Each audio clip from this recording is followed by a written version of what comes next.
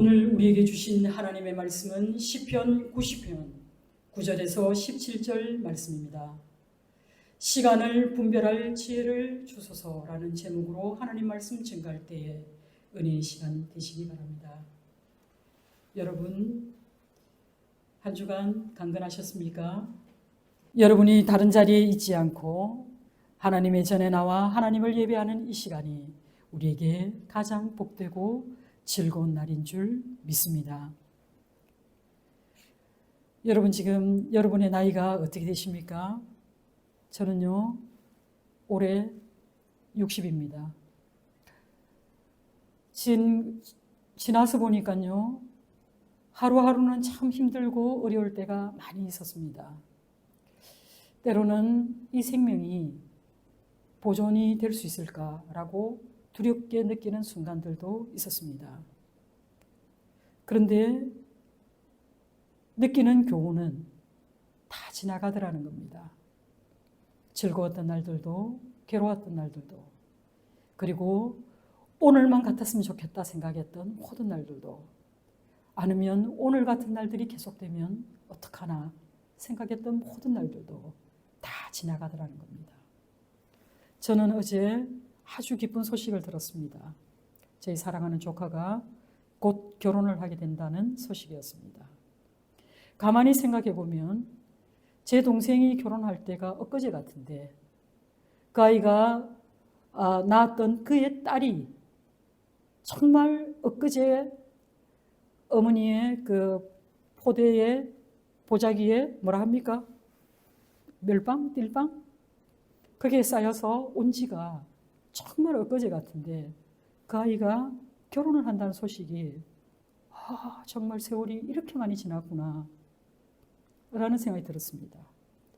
그리고 또 저희 형제 중에 한 분은 이런 얘기를 하신 적이 있습니다. 너무나 그 손녀딸이 사랑스러우니까 이 아이가 안 자랐으면 좋겠다 라고 얘기한 적이 있습니다. 근데 그 아이가요, 이제 벌써 초등학생이고 또 초등학교 고학년이 되었습니다. 돌이켜보면 세월은 이렇게 손살같이 지나가는 것 같습니다. 그런데 또 돌아보면 나는 무엇을 하였나, 나는 무엇을 이루고 살았나 생각해보면 그다지 내세울 것이 없다는 것 또한 알게 됩니다. 우리는 분명히 죽어서 반드시 하나님을 만나게 되었을 때 나는 하나님 앞에 무엇을 내어놓을 수 있을까? 그렇다면 하나님은 내 인생에 무엇을 보셨을까? 라는 것을 생각하게 됩니다. 사람들에게 칭찬받기보다는 하나님 앞에 바르고 정직하게 살고 싶습니다. 하나님이 보시기에 네가 참으로 내 일을 하느라 수고가 많았구나. 내가 너를 기뻐한다. 라는 그 칭찬의 말을 듣고 싶습니다. 그래서 어쩌면 세상에 있는 모든 부귀와 영화와 명예를 누리기보다는 나의 힘과 나의 권력과 나의 힘을 자랑하기보다는 내가 하나님을 알았던 이 시간, 그리고 하나님께서 내게 주신 이 소명을 다하는 그날까지 내가 하나님과 동행하였던 것을 내가 기뻐할 수 있는 그런 삶을 저는 선택하며 살고 있다고 생각합니다. 오늘 우리가 읽은 시편의 말씀은 모든 인생이 경험할 수 있는 그 삶들이 다 녹아져 있는 것이 바로 우리가 읽은 시편 150편의 말씀들입니다. 우리가 보고 있는 이 시편은 한 권으로 되어 있는 것 같지만 자세히 살펴보면 이 시편은 5권으로 되어 있습니다. 오늘 우리가 살펴볼 시편 90편은 제4권에 속하고 있는데요. 이 4권은 5권 중에서도 가장 짧습니다. 이 시는 주로 찬양시로 이루어져 있지만 오늘 우리가 읽은 대로 시편 90편은 송축의 찬양과는 거리가 멀다란 것을 알게 됩니다. 오늘 시편의 표제는 하나님의 사람 모세의 기도라고 기록되어 있는데요. 구약에서 하나님의 사람이라고 호칭을 받았던 사람들은 주로 선지자에게 사용되었습니다. 신명기 33장 1절에 보면 하나님의 사람 모세가 죽기 전에 이스라엘 자손을 위하여 축복함이 이러하니라 라고 기록되어 있는 것으로 보아서 모세도 하나님의 사람으로 불린 적이 있다라는 것을 알 수 있습니다. 그리고 시편 90편에서 106편까지 기록된 이 사권에서 오늘 본 시는 모세를 언급한 유일한 시입니다.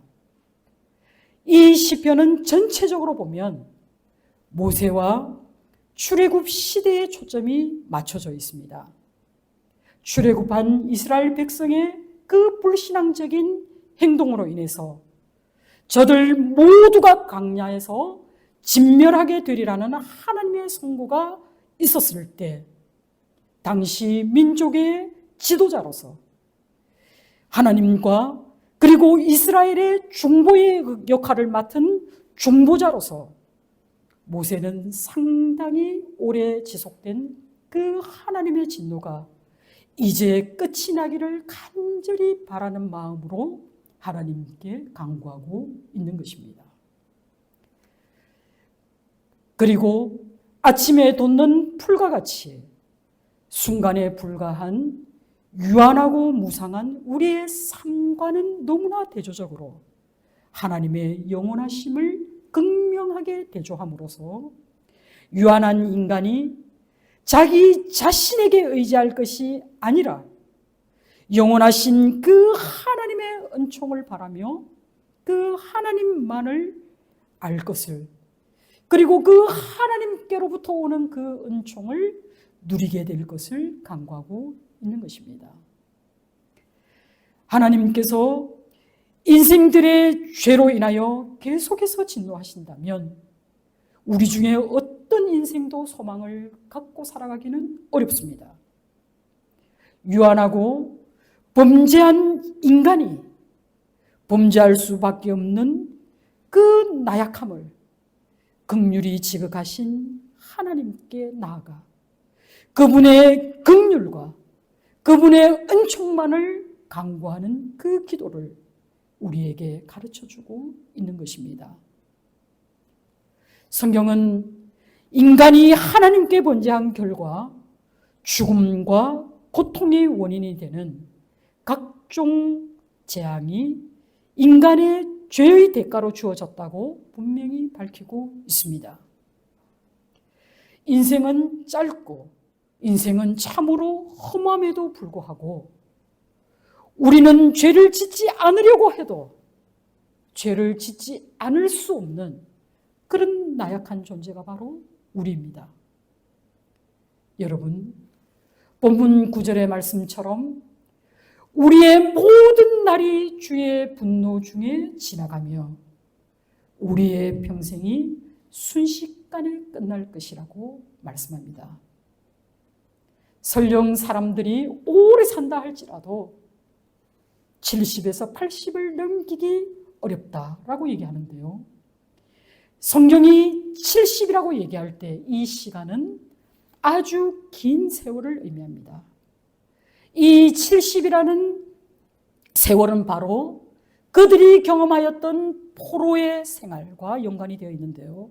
이 시간은 바로 고난과 속박을 상징하는 숫자인 것입니다.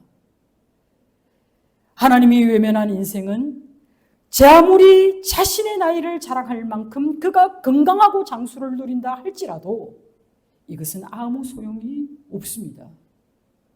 하나님이 우리의 인생에 전혀 개입하지 않는다면 우리의 인생이라는 것이 그 연수와 상관없이 수고와 슬픔으로 가득 찰 뿐만 아니라 그 삶조차도 마치 새가 날아가는 것처럼 신속하게 사라져버릴 그런 허무하기 짝이 없는 인생이 되고 말 것이라는 것입니다.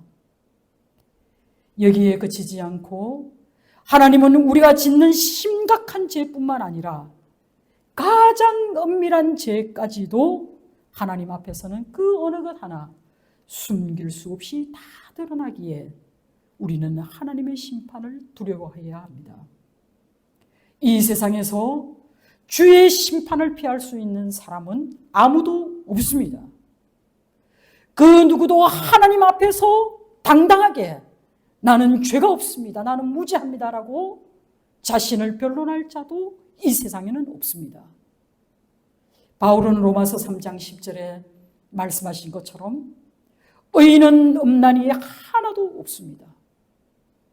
그렇기 때문에 하나님으로부터 우리가 의롭다 함을, 칭함을 받을 수 있는 그 유일한 길은 바로 우리 주 예수 그리스도의 십자가의 보혈로 인해 우리가 의롭다 함을 칭함받는 그것뿐입니다. 사랑하는 성도 여러분, 누가 주의 노여움의 능력을 알 수 있으며 또 누가 주의 진노함을 알 수 있으리까? 라고 시인은 묻고 있습니다.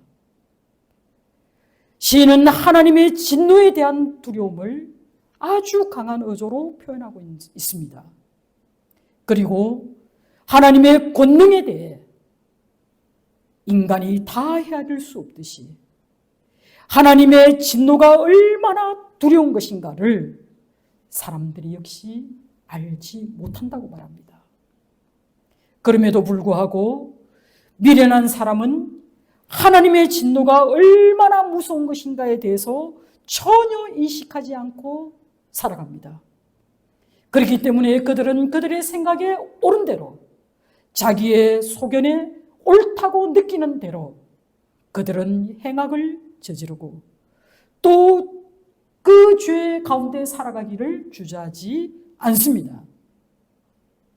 그렇기 때문에 시인은 하나님께 묻습니다. 우리에게 우리날 계수함을 가르치사 지혜로운 삶을 얻게 해달라고 간구하고 있는 것입니다. 여러분, 시인의 이 기도는 우리가 사는 날이 얼마나 남았는지 헤아려 알게 해달라는 지혜를 구한 것이 아닙니다. 이것은 하나님의 진노가 얼마나 지속될 것인가를 알 만한 지혜를 우리에게 달라고 기도하고 있는 것입니다.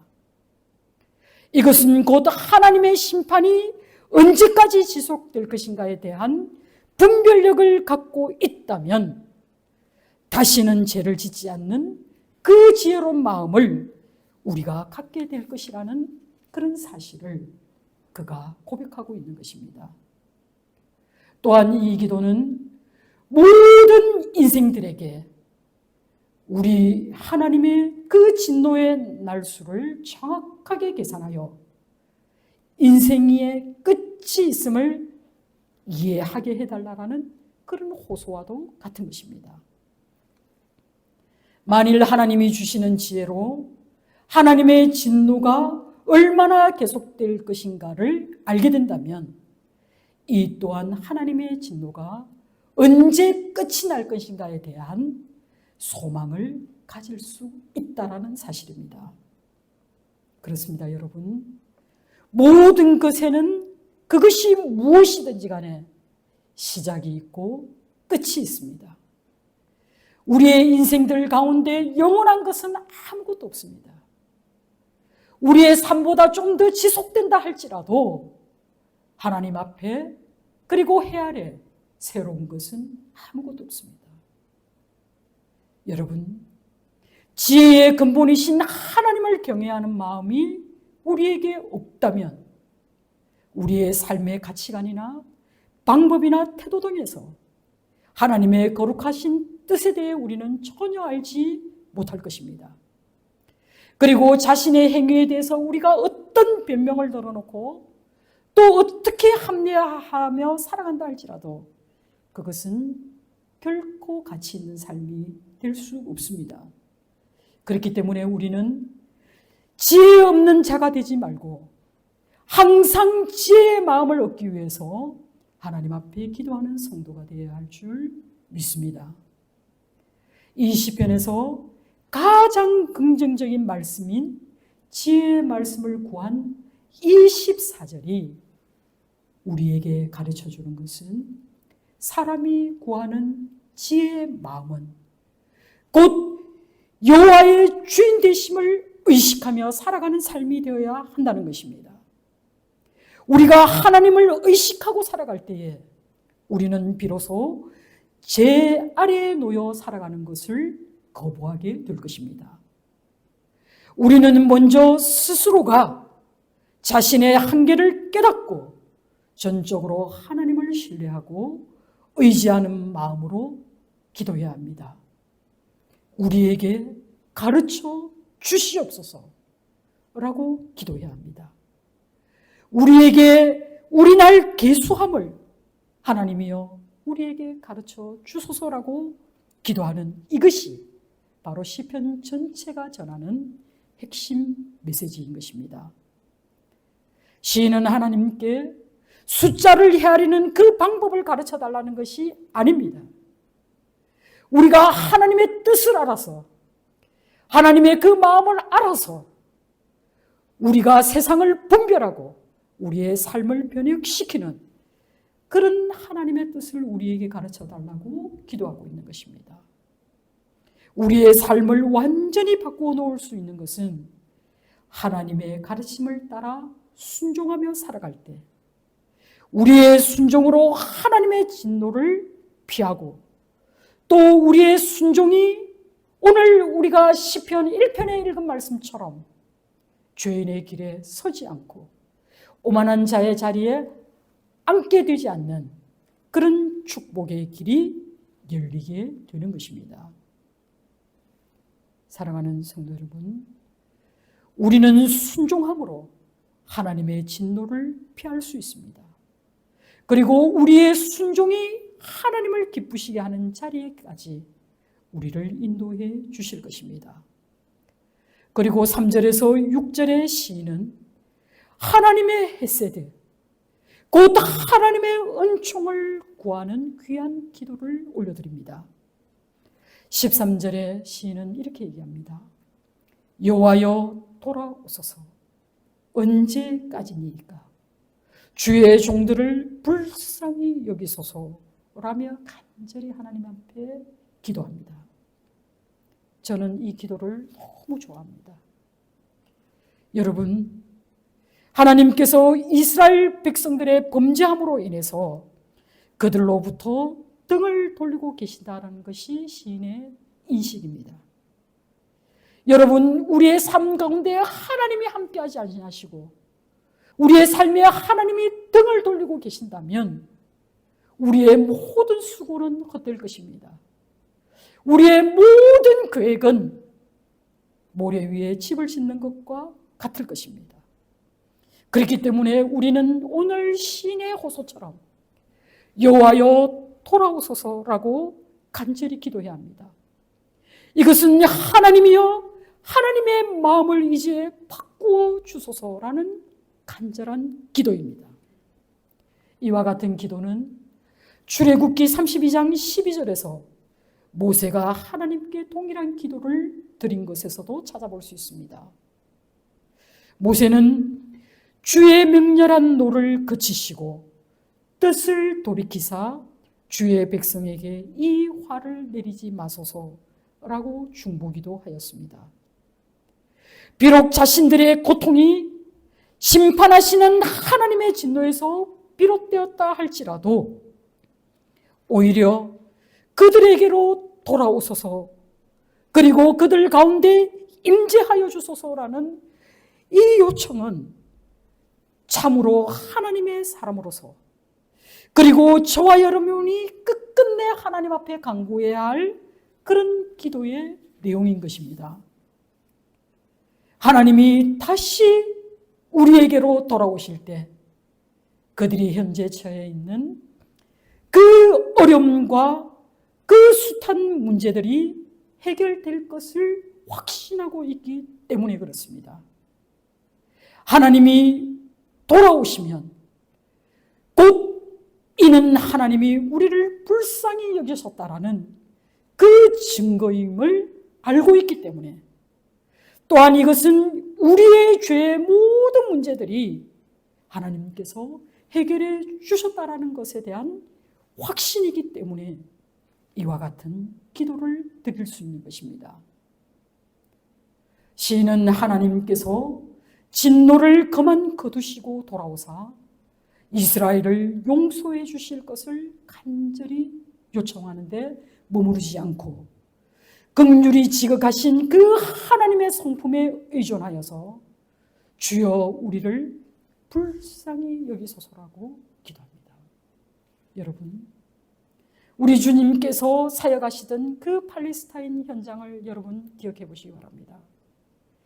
주를 만난 그 많은 죄인들이 그들의 문제를 해결하기 위해 다가왔을 때 그들이 하나같이 외친 소리가 바로 주여 우리를 불쌍히 여기소서, 주여 나를 불쌍히 여겨주소서라고 얘기할 때 우리 주님은 반드시 응답하셨습니다. 여기서도 마찬가지로 하나님은 하나님의 긍휼과 하나님의 인자를 구하는 그 기도를 들으시고 하나님의 마음을 움직이셨습니다. 실제로 하나님께서는 온 이스라엘을 광야에서 멸절시키겠노라고 분노를 발하였습니다. 그러나 하나님의 긍휼에 의존하여 하나님의 헤세드에 의존하여 기도하였을 때 하나님은 그 분노를 철회하셨습니다. 대신에 출애굽 1세대만이 가나안 땅에 들어가지 못하고 광야에서 유리된 채로 살다가 죽겠지만 그러나 그의 후손들은 그들이 하나님이 약속하신 그 가나안 땅에 입성하게 될 것을 허락해 주셨습니다. 그들의 자손들에게는 하나님께서 만족을 주시는 그런 날이 왔다는 것입니다. 그들은 자신들이 하나님께 용서와 자비를 구하며 그리고 그들에게 돌아올 것을 호소하였던 이 노력이 결코 헛되지 않음을 깨닫게 되었듯이 우리의 기도도 하나님의 성품에 의존하여 기도할 때 우리의 기도도 반드시 응답받게 될 줄 믿습니다. 사랑하는 성도 여러분, 그들이 바라는 것은 단 한 가지입니다. 그것은 바로 하나님의 인자하심을 구하는 것이었습니다. 매일 아침 하나님의 인자하심을 피부로 느끼는 사람은 좋은 음식을 배불리 먹은 사람처럼 만족을 누리게 될 것입니다. 하나님이 우리의 삶의 주인이 되시면 우리의 모든 슬픈 삶이 변하여 기쁨이 될 줄 믿습니다. 하나님이 우리의 모든 필요를 채워주실 것을 여러분 믿으시기 바랍니다. 우리에게 뜻밖의 만족을 더해 주시고 또 우리의 모든 삶을 하나님의 것으로 채워주실 것을 여러분 믿으시기 바랍니다. 우리가 하나님의 살아계심을 믿고 살아갈 때, 또 하나님의 그 선한 인도하심을 믿고 살아갈 때 우리는 비로소 우리의 삶 속에 일어나는 모든 고통의 순간들을 이해할 수 있습니다. 그 고통과 고난 중에서도 함께 하신 하나님을 비로소 찬양할 수 있습니다. 그렇기 때문에 아침마다 주의 인자하심은 주를 믿고 의지하는 모든 사람들에게 만족을 가져다 줄 뿐만 아니라 이것이 평생의 우리의 기쁨이 되고 또 우리 하나님으로 만족하는 삶이 될 것을 확신합니다. 시인은 15절에 이렇게 얘기합니다. 우리를 괴롭게 하신 날수대로 우리가 화를 당한 연수대로 우리를 기쁘게 하소서라고 간청하고 있는데요. 이는 이스라엘이 죄로 인하여서 고통당했던 그 기간만큼 행복을 보장해 달라는 그런 말씀이 아닙니다. 이는 주님이 우리에게 노하신 그 일을 멈추시고 그 이후로 자비와 은혜로 대해 주신 이것에 대한 감사의 기도인 것입니다.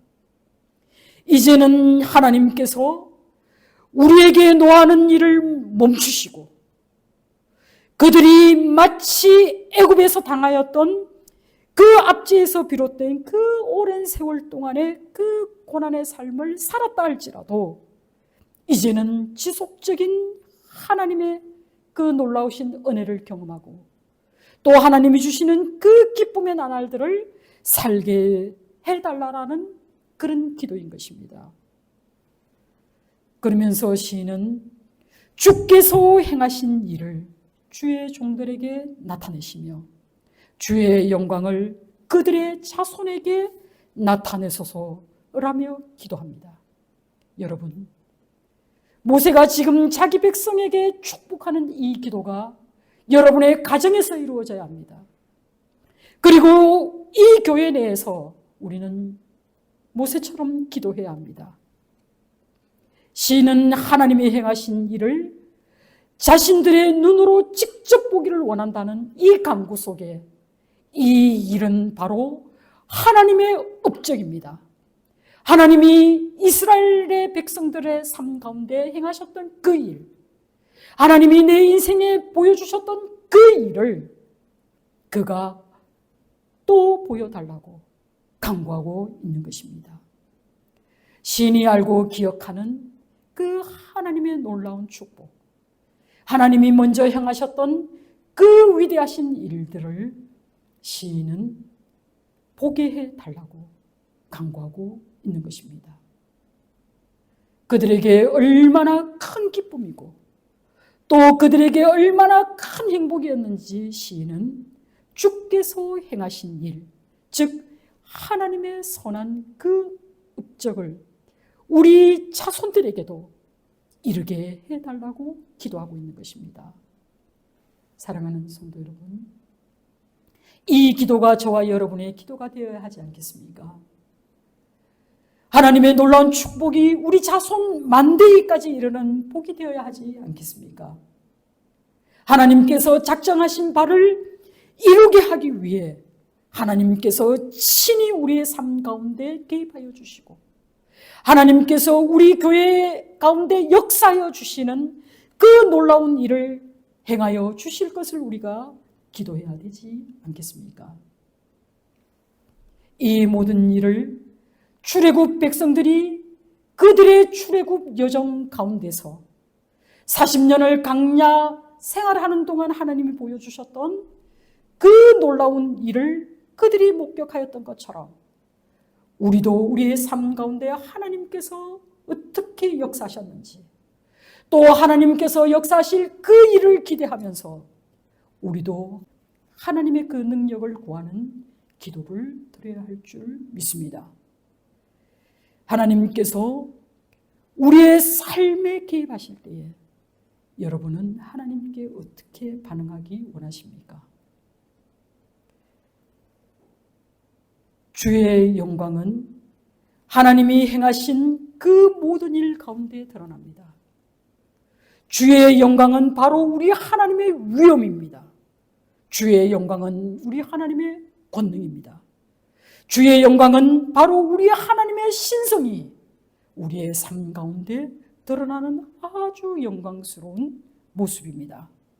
그래서 시인은 하나님의 영광이 16절 하반절과 17절 전체에 걸쳐서 드러나기를 간구하고 있습니다.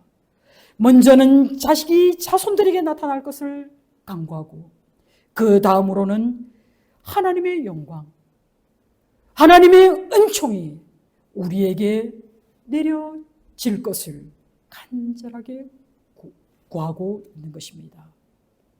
하나님의 영광이 우리의 모든 것을 회복시키는 바로 이것이 우리가 거저받은 하나님의 은총의 증거인 것입니다. 그러면서 시인은 17절에 주 우리 하나님의 은총을 우리에게 내려주시면은 이제 그는 자신들이 서로에게 하나님처럼 선한 일을 하고자 하는 그 바람으로 이 기도를 마칩니다.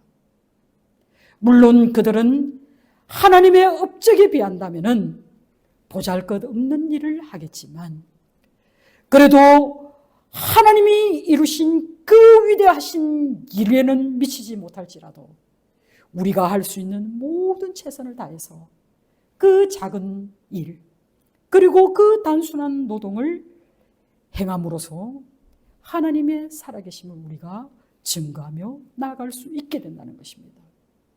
우리의 이 작은 수고와 섬김과 나눔 속에 중요한 것은 우리도 그들과 마찬가지로 하나님을 닮은 그 선한 일을 하게 될 것이라는 사실입니다.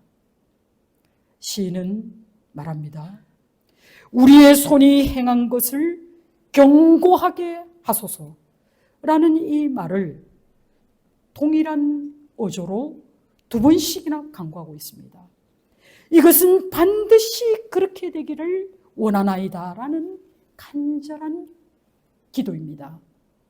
사랑하는 성도 여러분, 우리도 하나님 나라의 복음을 위해서 일하고자 할 때 우리가 소원하는 일들에 하나님의 축복이 있기를 기도해야 합니다.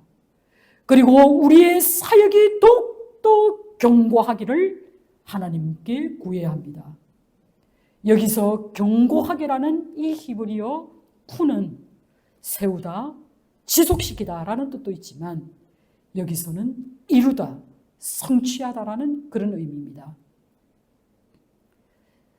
이때까지 시인이 언급한 모든 세상의 덧없음, 우리의 연수의 짧음, 그것도 마치 새가 하늘을 날아가듯이 빨리 지나가 버리는 세월, 그리고 우리의 인생이라는 것이 자랑할 것도 없는 그런 풀과 같은 인생임을 이야기하고 있었음에도 불구하고 이제 시인은 하나님께 나의 소망을 두니 이제 내가 시간을 분별함으로써 주님의 지혜를 덧입어 살아가게 될 것을 확신하게 된 것입니다.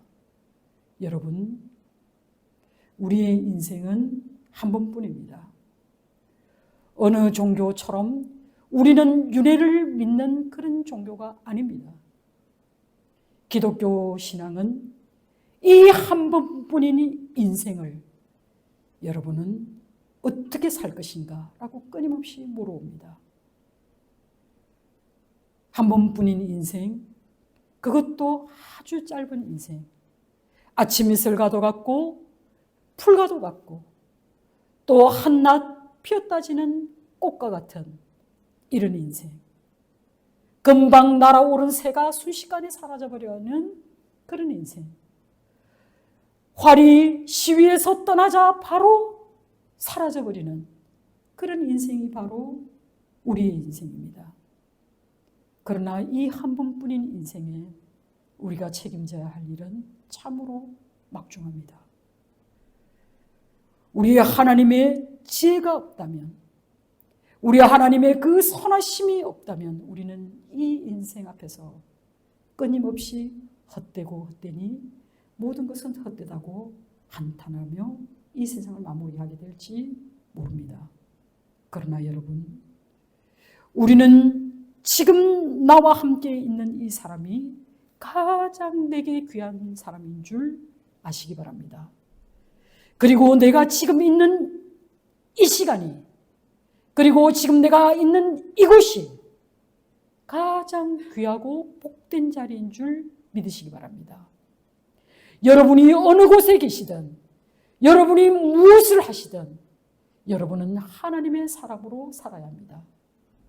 그리고 그곳에서 여러분은 하나님의 영광이 드러나기를 간구해야 합니다. 우리의 자신의 이름이 더 높아지는 것이 아니라 오직 하나님의 이름만이, 하나님의 영광만이 드러나는 것이 우리의 삶에 가장 귀하고 복된 것인 줄 믿으시기 바랍니다. 여러분, 우리의 모든 말과 행위는 켜켜이 쌓이고 그리고 알랄이 엮어질 것입니다. 선한 일이 되고 역사가 되어질 때 비로소 우리는 하나님의 그 놀라운 경륜을 우리의 눈으로 목격하게 될 것입니다. 비록 우리는 짧은 인생 가운데 연을 맺고 살아갈 것입니다. 어떤 때는 가족으로 만나고, 어떨 때는 연인으로 만나고, 어떨 때는 부부로 만나고, 어떨 때는 지인으로 만나서 우리는 관계 속에 살아갈 것입니다. 그러나 우리가 분명히 기억해야 할 것은 우리는 이 소중한 만남 가운데 하나님의 선하신 일들이 이루어지기를 기도하며 서로를 축복하고 살아가기를 소망합니다. 그리고 날마다 하나님의 그 선한 뜻이 우리의 삶 가운데 이루어져 가는 것을 보고 살아계신 하나님이 오늘도 우리와 함께 하셨음을 찬양하는 그런 성도의 삶을 살아가는 저와 여러분 되기를 간절히 주님의 이름으로 소망합니다. 기도하겠습니다.